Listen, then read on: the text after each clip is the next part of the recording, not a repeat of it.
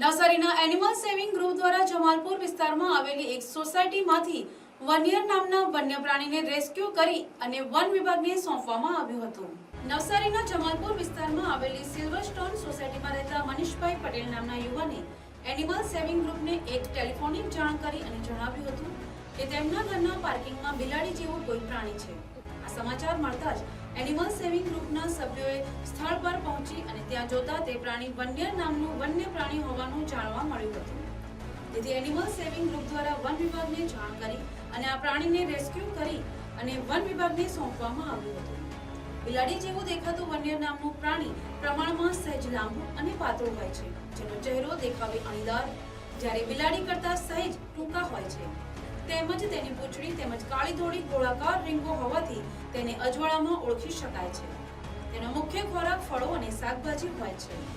વન્યર એ નિશાચર પ્રાણી હોવાથી તે દિવસ દરમિયાન વૃક્ષોની ડાળીઓ વચ્ચે અથવા બખોલમાં ગૂંચડું વળી અને બેસી રહે છે। Report NTC news Navsari.